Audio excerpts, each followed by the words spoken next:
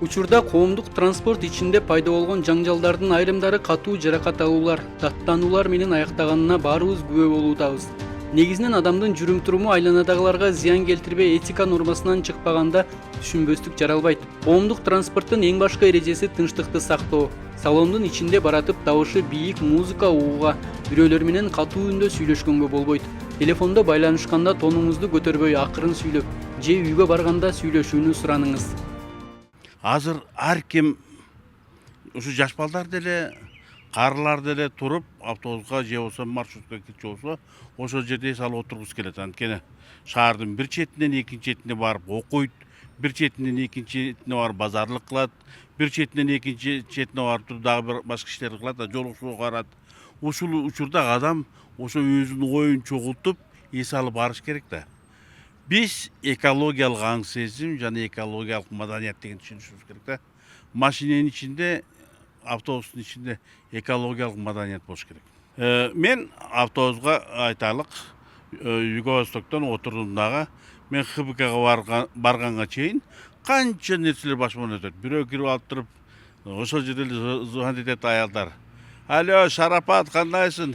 Жолуктарды алдыңбы, тигиндей кылдың, мындай кылдың. Автобустун баардыгы угуп атат да. Ошол этиканы ал киши билбейт. Анан кийин дагы бир жаштар место бербейт, бизге анда кейген эле адамдар да. Алар деле адам да. Кыргыз элинин моралдык баалуулуктары улууну сыйлоого чакырат. Коомдук транспортто улууга орун бошотуу кичипейилдикти билдирет. Бирок бул түшүнүк сөзсүз сизге орун бошотуу керек дегенди билдирбейт. Эгерде сизге орундук берилбесе, орундукта отурган адамды кемсинтүү, урушуу, адамдык абийирге шек келтирүү мыйзам алдында жоопко тартылууга алып келет. Айталык, медфакты окуган студент эртең саат 8ден кечки саат 6га чейин шаарда жүрөт да. Эми шаарда бизде көрүп атасыңар. Бир больница Анарда, бир больница ХБКда, бир больница Юго-Востокто, бир больница мына обл больницада көрөлүк, Ошонун баарына барыш үчүн кечке эле бала тике туруш керек эмес да. Ал китеп окуш керек, даярданыш керек, 50 мүнөттүк аралыкта ал жака бул жака жетиш үчүн ага дагы эс алып баруу керек. И ошол баягы аксакал берген 20 сомду ал деле берип атат да. Ошону эске алыш керек. Анан чыгып алып эле мен отурушум керек, сен отурбашың керек деген болбойт да. Тазалык коомдук транспорттогу этиканын бир бөлүгү.